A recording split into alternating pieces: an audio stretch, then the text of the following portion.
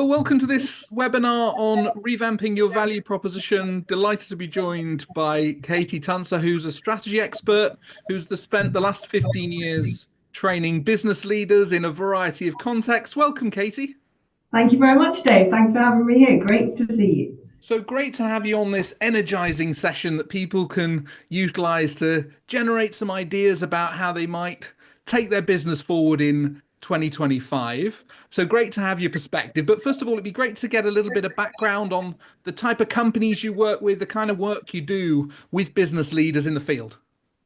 Yeah, so Dave, we're really in the business of helping on anything to do with leadership. And as you know, I've got quite a diverse and varied background from the kind of big institutional stuff, know how McKinsey and the police and the army work.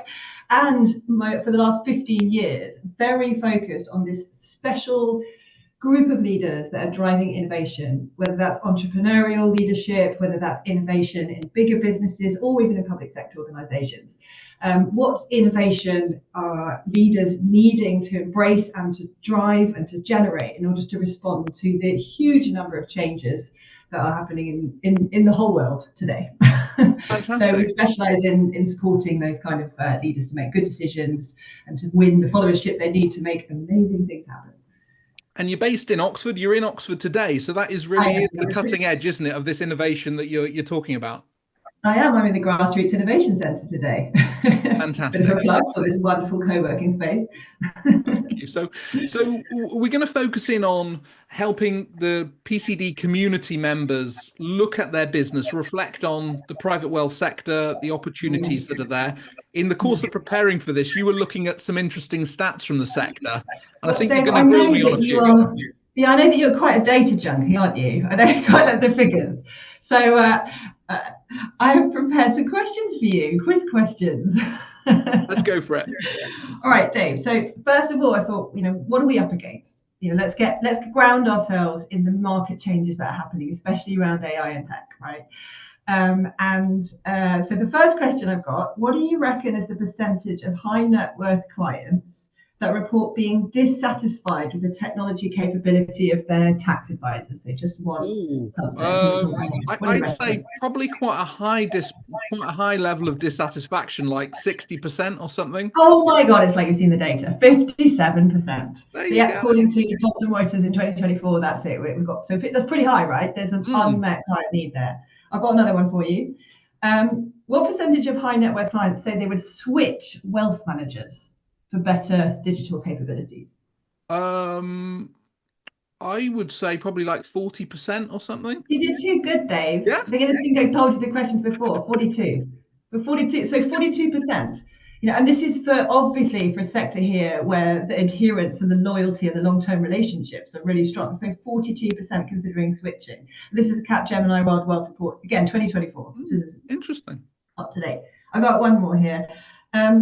What percentage of legal work in private wealth estate planning is now being handled by specialized software rather than attorneys?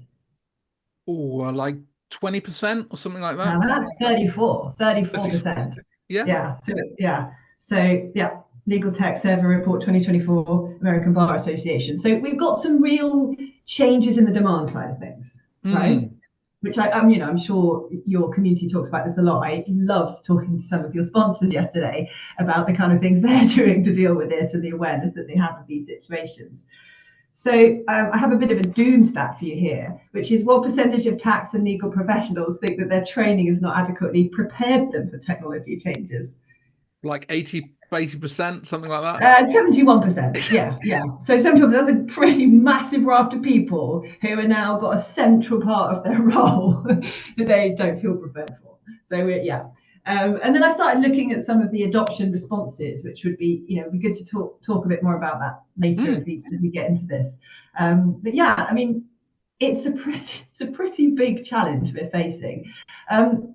What do you think of the beyond the AI and tech? I had a really good challenge back yesterday. Again, one of your fantastic sponsors was saying, volatility in this market has just been going on forever. Never mind the latest thing that there's AI and tech taking over.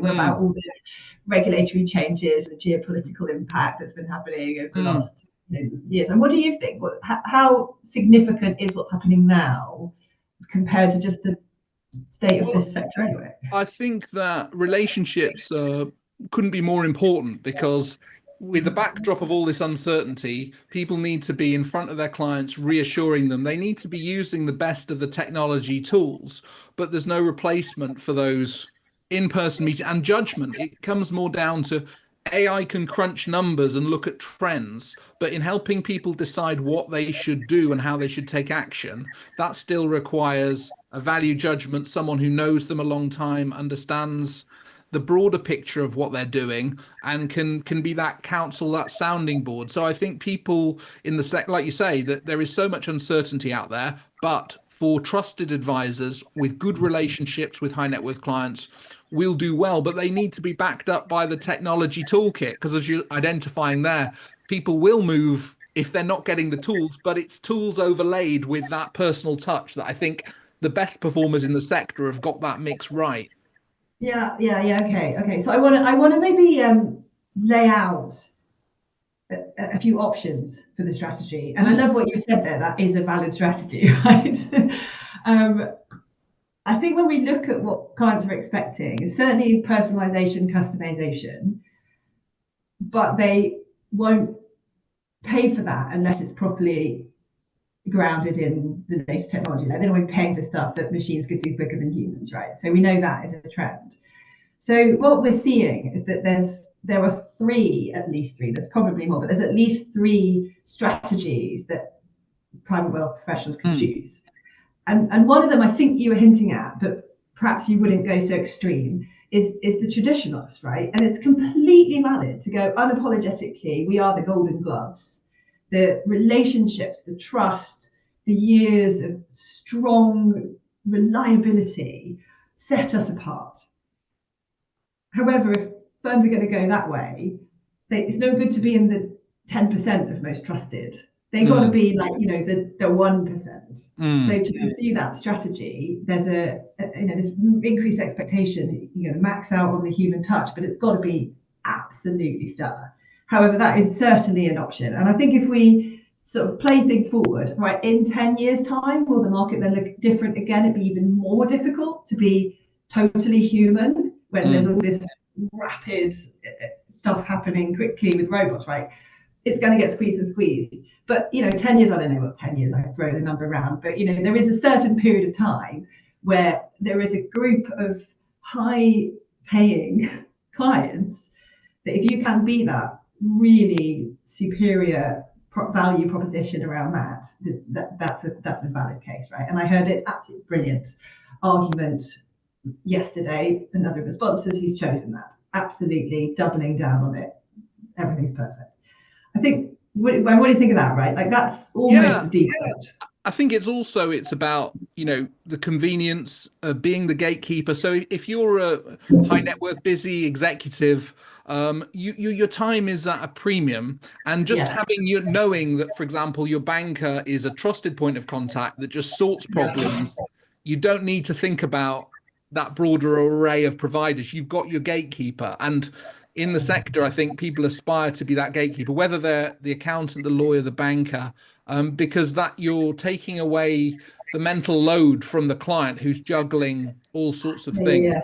yeah, yeah. I Uh, think this is really interesting. So you look on the face of it, something like I got another stat here. Apparently, the average tax return for a complex high net worth client can be done 62% faster with an AI assisted platform versus traditional methods. So on the face of it, you go, oh gosh, that's better. But your point there is that it's not just doing the tax return. It's also all mm, the conversation about how that fits in the broader actions that need to be taken and the sort of more strategic approach to the entire of the wealth management. So I think, yeah, that's interesting, actually. Okay, so that's one model, right?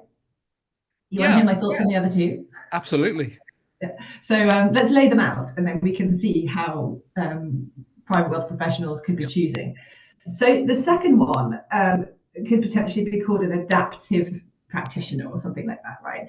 So this is where you get selective tech integration, and it's where you really try to figure out, okay, okay, fine, I'm going to get that 62%, right? It might be that, for example, I can match this expected average hourly rate reduction So if you're an AI assisted legal service provider, you can be 31% cheaper than a traditional private wealth attorney, right? So maybe you need to integrate that in, no brainer, right? Mm. However, what in this model, what we need to be really careful of, and I'm seeing this so much, is that you can't do everything. So when a firm or an individual advisor goes, okay, I'm now going to adopt some technology, they can get overwhelmed. You know, the emergence of new technologies and new opportunities for automation and efficiency gains and performance improvements, it's just overwhelming. And you know, we've got people working on, we work with on the leadership programs who are just like burnt out, right? Because there's just too much to choose from. And so the key to success in this model seems to be really understanding which big bets are you going to invest in. Don't drown in all of it, because there's going to be a lot of discovery going on in that phase. So that's the second model. And I guess there's people, the part of the challenge there is legacy issues. So say if you're a bank or wealth manager or, you know, whatever size, you've got existing systems. And if you're planning to head in another direction, it just the complexity of it all makes it a complex challenge. And that makes the decision harder to tackle, doesn't it? Or higher stakes, higher risk. It really does. And that's why you see, you know, with such a high touch, almost like perfectionist sector, I'm not sure if that's the word people would be offended by, but sets like this, it's even harder to nimbly leap forwards and take some risks, because you cannot mess up, as you say, those relationships, which is possibly why we're seeing quite a slow adoption. So in wealth management firms currently using AI for client-facing services, it's only 23%. So these are the ones who are doing it, not just the back office. There's more doing back office, but you know, Deloitte found 2024 that it's only that 23%. So it's risky, right? And in the sector, there's a lot of downward pressure on fees, income. The income from the sector is under pressure. So to go and spend on new systems in that particular part of wealth management is a challenge when your business model is under pressure. Exactly. And there is a tendency, you know, with the culture and the norms in this sector to de-risk, you know, not to want to change something that is working, even if it's sort of not working anymore. And obviously what we don't want is for people who have developed strength, expertise, performance with a certain approach to throw it all out, because you know, all of the evidence says that leaders who don't play to their strengths underperform. So there's certainly need to build on that legacy and that tradition of what has worked with this really targeted adaptation. However, I got another stat. I was full of it. I've been very Go for it. keen on this, learning here. So the percentage of traditional wealth advisor time currently spent on tasks that could be automated. What do you think? So percentage of time this is that is essentially So wasted. the wealth advisors here, this is talking about wealth advisors in this stat. What 50% of their 50% of time? You think it's 50%? Yeah, okay. I mean, actually, it's 39%. That still surprised me, right? I mean, can you afford 39% of your precious, brilliant time, let alone the energy, right? Because these are the tasks that are also more of an energy drain, let alone the time, because they could be automated and done by a robot. And instead, you're turning handles and not applying your brilliant brain to solving those problems that your clients are counting on your brilliant brain for. And that's 2 days a week, essentially. You could be out prospecting, you could be calling your clients, you could be doing all the other stuff, isn't it? You know, you're spending 40% of time on admin tasks, is it? Yeah, absolutely. So there's a pick your battles here. I mean, perhaps you go, right, I need to save those 2 days. Okay. But perhaps I don't need the all singing, all dancing, highly complicated new system that I have no idea how to use. My team is not culturally prepared to use it, you know, and it's not even proven. So there's a trade-off in this second approach here, where you are really careful in targeting what will really deliver the uplift, the efficiency savings, and the improved performance that will stand you apart. And it's an ongoing process. So if you choose that strategy, then there's next year be a whole load more things. So you need to really set yourself up to be able to choose and deprioritize where you will and won't take on those technological opportunities. The third option, I wasn't even sure if it is even a strategy, because it's basically pioneer. And if you look at what's also happening, there's an explosion of AI innovation companies, right? We know this. I do a lot of work in VC, and of course, every sector can be disrupted by AI. In the kind of sectors we're talking about here, legal, tax advisors, that sort of sector, there are generally a lower proportion of people with, shall we say, the personality type or the ambition to want to do that disruptive innovation. So there's actually a shortage. So if you're someone who is an entrepreneurial AI functional specialist looking to partner with sector experts in, say, legal tech or whatever, there is a shortage. So for some of these private wealth professionals in your community, they might say, you know what, I'm ready to be a digital pioneer. Partner carefully, but actually you're looking for almost the opposite to what we were looking at before, not kind of what are the golden human things that require those long-term relationships, but what is the stuff that's days are numbered, it's getting commoditized, whatever, and someone's going to disrupt that. I will be the expert that is driving that pioneering. And it might be boutique firms that actually manage this, because say, a 10 partner firm might actually be nimble enough to do it. Do you think? I mean, because essentially the biggest brands will have teams looking at this, but then if you're a smaller firm, but this could be an area which you make as an angle, isn't it? To break out of your, the position you're in. Yeah, I mean, it might break a few people's hearts. I can imagine if I'd spent my career becoming a world expert in some area of law or whatever, and then I looked at the market and went, oh, this is just not going to be a thing. And then you go, well, what am I going to do? Am I going to fight, kicking and screaming, or am I going to use my expertise to code this robot or whatever? And it's a different way of thinking about legacy and impact, and potentially quite a difficult thing. You've spent all this time becoming so brilliant, and then you have to totally change how you're using it. That would be, I don't know, a stretch maybe.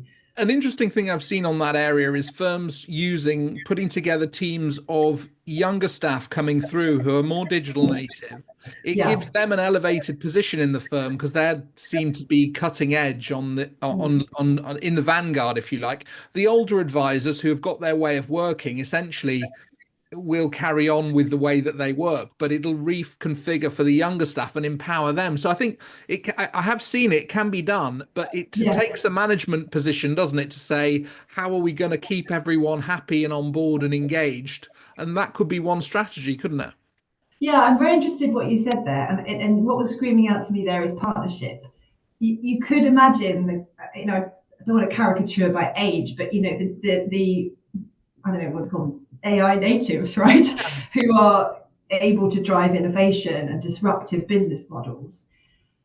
And you can imagine them being much less effective if they don't have that seasoned world deep expertise on what actually works in reality or has done.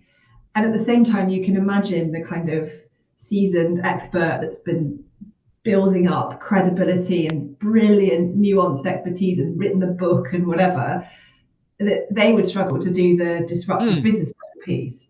And the real kind of golden opportunity is for there to be partnerships, truly respectful partnerships between those two different types of expertise. So that could be within the firm, or it could be through partnerships or even new entrepreneurial ventures being set up. And how do you see this? People might have control of like their team or a business unit or division. Like when we think of this strategy, sometimes you think of like the biggest possible picture, but for people looking to implement change at a smaller level, perhaps, or within their own team, how should they start looking at things, within what they can control? Yeah, there's a lot of things here, right? So one of the biggest problems we see in driving growth of innovation is lack of alignment. And it's really tricky because want to communicate a freedom of thinking, that ideas can flourish and new things can be invented. However, you can end up with quite misdirected efforts. Expression we use is the place is littered with MVPs. So the first thing to do is to make a deliberate decision about what your strategy is and how you're trying to compete. I mean, at the very least, these three models that we've been defining today, which one are you going to choose? You can't do them all. You probably already, even if it's unconscious, have chosen one. But making that a deliberate decision, taking a cool-headed look at the market, what do you predict will happen? Take a cool-headed look at your capabilities and your strengths and your opportunities. How can we best compete there? And then put a stake down. Getting that really clearly understood and a sense of ownership and commitment is, I'd say, the biggest enabler of success. And some of that will be clearly communicating what you will not do. Because you're a finite resource. You are a finite resource, you have finite resource. So that's key part. So I say the first thing is to think about alignment. And a quick check on alignment is super easy. You just go around and ask the people you're collaborating with or working with, what's the most important thing for us right now? And you see how diverse your answers are. So conscious decision, clearly aligned. I think the other thing is then you see, we alluded to it a bit before with really different types of expertise. There's also a whole load of other different dimensions of difference that can be within any team, whether it's a formal team or a group that is coming together for an innovation. And the types of difference can be styles of working, it can be ways of thinking, it can be preferences for channels of communication. I mean, so many different ways. So everyone talks often about, we need to bring diverse perspectives into teams. We need to have diversity. But actually, here's what we see. There's diverse teams that are very respectful, capturing maximum value from all those differences in the team, how that difference can drive competitive advantage. There's a lot of mutual respect for those teams. Then we see a bunch of teams that are actually okay, where they are actually all the same, controversial thing to say, but they're like, they have groupthink, stuff happens. They're very efficient because they don't even need to say something, and everyone knows, what they meant. Those teams are actually then better than ones that are diverse but don't respect each other. And I think this is where sometimes miss a trick. People go, we need to make more diversity. We need to have all these right people. But think about the scenario where you go, someone who's an absolute cutting edge AI expert has probably never worked next to the world leading expert in a particular niche area of estate management, let's say. You go, brilliant, let's put them together. Unless they create that, they make the leap over to being the respectful, value creating team that can get the best out of the different strengths, they are useless. So that's what I'm thinking about as well. One of the big things within firms, I think, that they often try and optimize is cross-selling. So, you have your great property team with its own book of clients. You've got a private wealth team, you've got a divorce team and a corporate team. You'd love them to all, and they've essentially often got a distinct client base because the individual partners have built relationships. And the dream is to obviously cross-sell the whole story to everyone, but it so rarely happens in practice for a variety of reasons. But what's your perspective on, within professional services, how you unlock the value of the whole? How do you get these firms aligned to, really maximize the book of clients that they have in aggregate, Gosh, yeah, that's a really interesting question, Dave. And of course, I'm completely bought into the whole philosophy behind PCD, right? That you create referral networks. I'm meeting with someone who's a tax advisor or a lawyer, and I'm a leadership coach, and so the human side of it is going to work really well. I suppose and for the near future, that's it, right? That's not going to go away. I'm just thinking that the role of technology is behind the scenes, isn't it? It's about organizing that a hell of a lot better and deploying efforts much better. We were talking about this still, the behaviour that when something's top of mind, it's like, what's it called, convenience bias or something is there. That. So how can you use technology to make sure that the right service is coming to mind at the right time for the right client or to the right referrer? So I don't know. I mean, that's a really interesting case study about how you integrate the absolutely human requirement of having a relationship between two humans or a group of humans and a community, and technology being able to drive more efficiency and effectiveness in that referral process. I don't know. Okay. But I think it's probably worth us exploring this a lot more. If you don't do it, you're going to fry and burn out. Because I guess it's a mixture of within firms. If you're looking for referrals, it's internally, it's going to be a mixture of, I suppose, having the technology to enable it, but also probably the commercial side of incentivizing, say, the corporate team to refer to private client or without feeling that there's risk and there's something in it for them, I suppose. But it's these dynamics quite complicated to get right, and it's something I observe firms trying to do. Yeah. I mean, I've got a few thoughts on trends that are happening in professional relationships and network creation. Maybe I think there's still a lot of very dysfunctional stuff that goes on though. Yeah. And I'm optimistic that the as we have more transparency on the performance and the impact of certain services for the clients here, we'll get a more level playing field. And actually, it's a good thing that rather than it being, who played golf with who last week gets referred, it's actually who's got a really solid value proposition that is working, that is demonstrably effective, and delivered by somebody with integrity and that I think that's going to be an improvement. Absolutely. But anyway, yes, right. So should we think about what would be the reasons for choosing one of those three models? So as if you're sat there listening to this webinar now and going, well, okay, I kind of get that there are three ways I could go forward here, but how do I work out which one is the right one for me? Should I go first with some thoughts? Yeah, why not? I mean, my hunch would be that in the sector, a lot of people would lean towards human touch because the whole positioning of private wealth is it's for exclusive clients. It's not for a huge book of business. It's for a small number of valued relationships.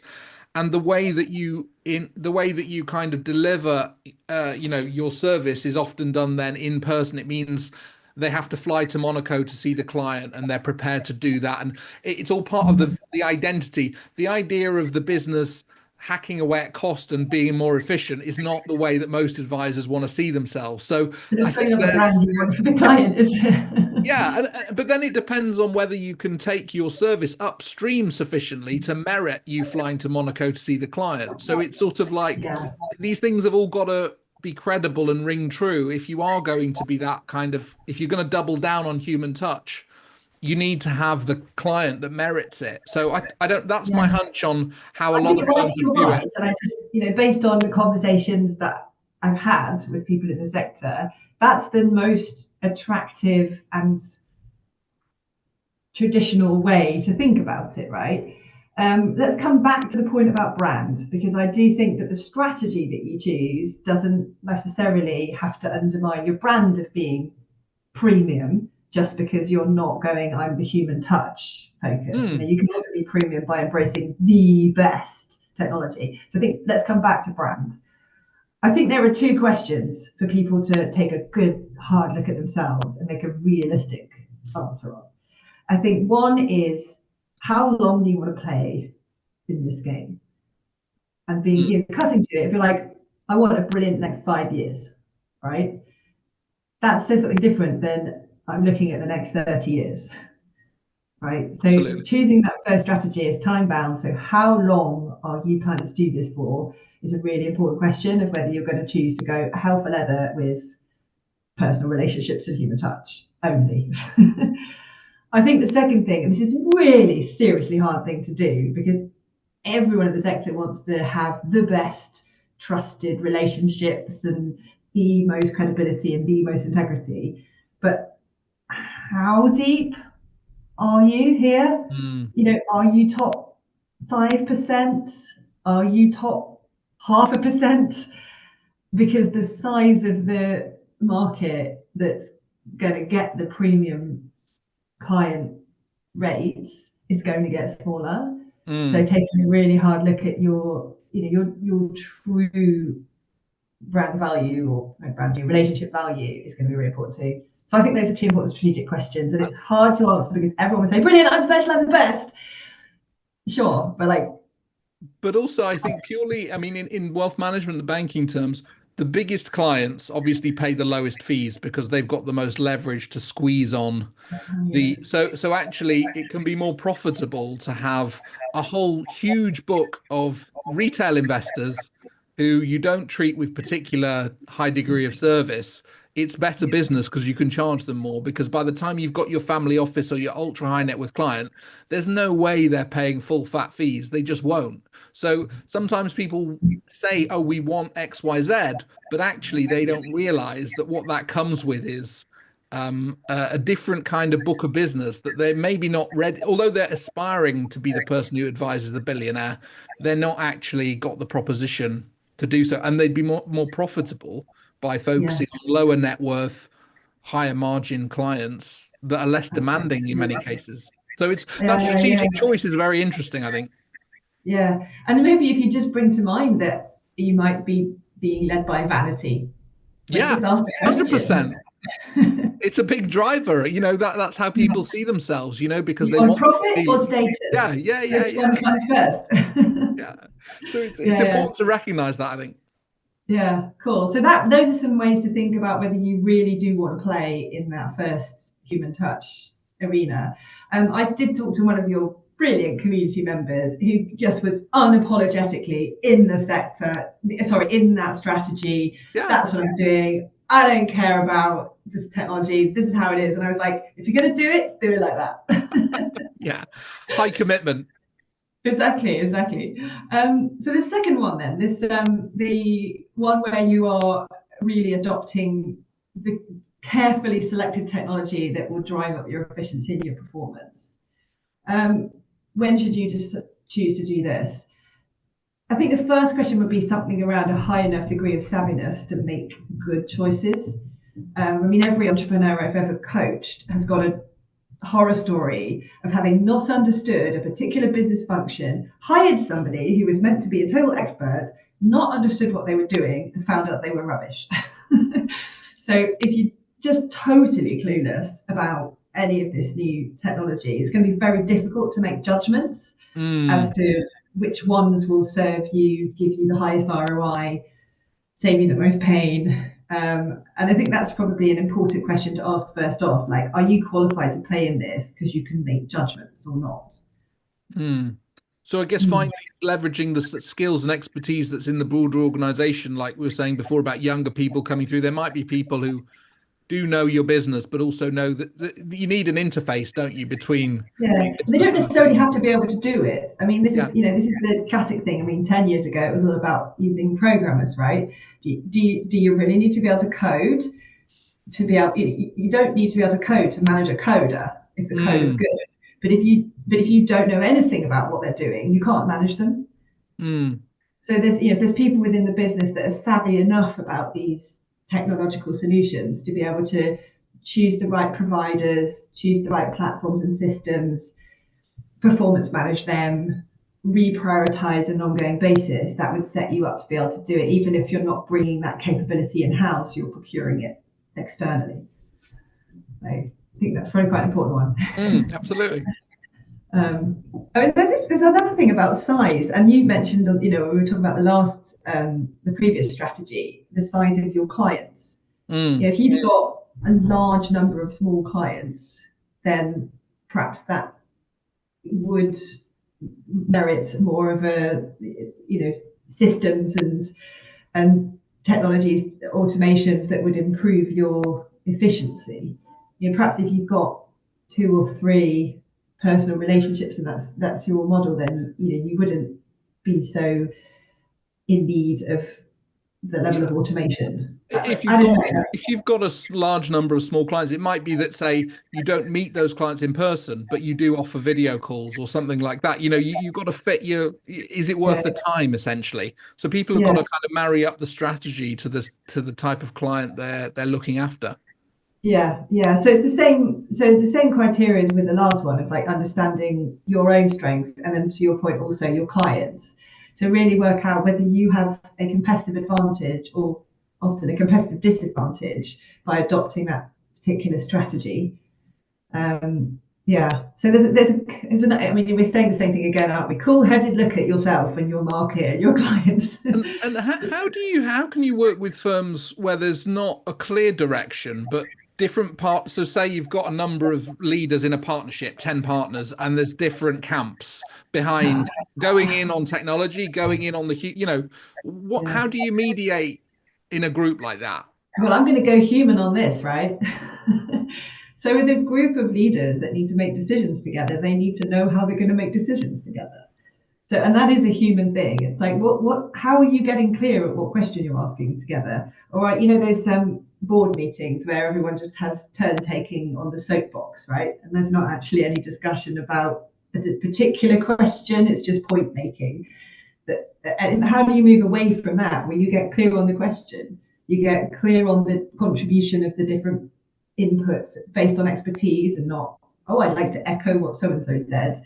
You create really functional interactions within a team where you have signposting of why someone's speaking. Am I arguing with your point? Am I agreeing with this person? Am I adding more data? Am I asking for more data? Am I challenging it? And getting very clear within a leadership team on how they are going to interact to make great decisions together is utterly essential. I mean, it's foundational. And I'm going a bit away from all this strategic analysis of what everyone else should Yeah. do.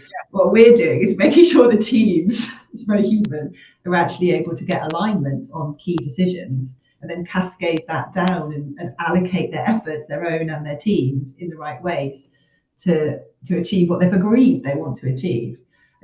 I agree it can be a major problem. And what you end up happening if that's not done is just that free for all. Oh, someone's gone off to do some innovation and someone's got this new platform and someone's got another one and they're kind of doing the same thing, but we don't want to kill either of them and everyone's quite nice about it. So you just keep going, oh, we're trying to innovate. Total mess, massive waste. Because I suppose this is like the heart of change management, isn't it? In that the environment's changing. You're taking a new strategic direction. You've got to take people with you. There's going to be issues, setbacks, and Yeah. that's very much maintaining, all the challenges of big change and transition, isn't it? How should Exactly. people think about that? Well, I think there is a risk of being zombies in this, right? And I think once they've made the decision that they're going to take a particular strategy, that's one really good step. But then it's performance managing that. What's the transition plan, and how are you going to transform your organization to get to the next business model that you're aiming for. Cultural transformation is a central part of it as well. So there'll be every organization, every team has a culture, whether they know it or not. And some of the cultural norms might need to be challenged deliberately and on purpose to make these kind of changes. One that I can think of straight away is, it sounds a bit like this: everything is done to the premium and best possible perfect standard. So if that sounds like a cultural norm in some of these professional firms, then that's that's pretty common. That isn't something that will drive profitability and performance necessarily over the next 10 years, but it can be a really strong hangover. Whereas hearing an anecdote from it's a big management consultancy that I know well, where they had invested in a fantastic new technology, but the culture was such that you have some brilliant analyst that thinks about it for 2 days and does a massive load of manual analysis to come up with an answer, even though it takes 10 minutes to use this new tool. But it wasn't happening because the culture was still saying, never shortcut, never do things by halves. It needs to be this good, and it's trying to decouple that from the best thing for the client isn't to slave away all night and do everything from first principles anymore. So that sort of cultural transition really needs to have bottom up buy-in for it to work, and that's a process that has to happen on purpose. And I mean, culture as a whole is a whole topic in itself, but culture's difficult to develop in these days of work from home. A lot of professional firms are saying, how do we have a strong culture, say, as a law firm, with people, the senior people perhaps working much more out of the office than ever they did, which helped instill values I'm in, say, laughing because you see the law firm that has the values on the wall, and yeah, it's like, oh no, our method of having values written on the wall doesn't work anymore because people aren't in office. It never did. yeah. The values of integrity and honesty and trust and blah blah blah. I mean, yes, creating a culture is a much more nuanced activity, and the key is to remember that the culture happens from the bottom up. You cannot dictate it, and certainly not by some awful acronym with a set of values. I actually I have. So we have all these little 8 memoirs about all of our courses, right? We have one called Culture to Catalyze Growth. This one. Yeah. And what I love about this is it's a 10-day challenge. So over 10 days, an organization basically does an assessment of what their culture is now. They map that against what they're trying to achieve, as in the mission or the vision, however they articulate it. And then they work out what elements of our existing lived culture do we want to retain, what elements of our lived culture are no longer serving us, and what new things will need to be incorporated in order for us to match up our organizational efforts to achieve our vision or our mission. And that process it can be quite quick if it's inclusive and it's generated by the people that will own that culture. So it's cool. It only takes 10 days. So that's a thing. Yeah. So this is assuming, just to ground us back in our 3 things, Yeah. this is assuming that people are going to go on the second strategy, right? Which is to do the technological adoption with their eyes wide open, no zombie, no sleepwalking, like properly doing on purpose. It might be worth, and when we've got another couple of minutes left, but why would people decide to do the third? Why would people decide to go properly into this completely new disruptive business model? I mean, I think that, say, if you're a boutique name that knows its business, is quality, but is in a market where they're not the known name in the sector, but they're a good operator. I think they've got the opportunity to say, well, look, guys, if we're nimble here, we can be that, we can do something a bit different, and we can Yeah. select. And I could imagine firms going for that with the right Yeah. group of partners who are entrepreneurial in mindset and willing Yeah. to Willing take to the big innovate. call, I guess, isn't it? I don't know. Yeah, I think so. I mean, I think they need to have a realistic partnership. That needs to be one of the selection criteria to go with this. But I do think I think this is an uncrowded strategy. I think if we would say, we should probably do a poll, right? Which of these 3 are people going to choose? I think you'd end up with an over emphasis on the first versus what the market will take, and then an under emphasis on this. I do think there's a shortage of people with the kind of backgrounds that your community has. Have enough of an appetite to go innovation and to be resourceful and creative in how they can embrace these new trends. Okay, well, as we come to the end of this discussion, Katy, I mean, what are sort of the concluding thoughts, and how can you help people navigate all these difficult challenges that we've laid out here? Well, I think the biggest takeaway from the research I've done in preparing for this is that there are a number of really valid strategies. But from my experience of leading strategy work over the last few decades, the worst thing you could do is not choose. So I think the big thing to take, one thing today, is make a conscious and deliberate decision about how you are going to adapt and respond to these challenges in the market.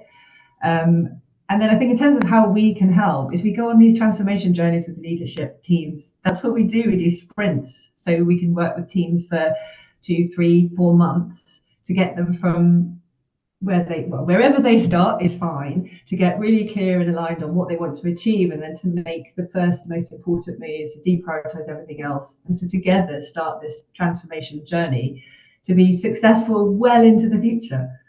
And you keep them accountable and ask those questions, I guess, those probing questions that put them on their mettle, which is a Yeah, you needed know part of the you journey, found isn't it? it.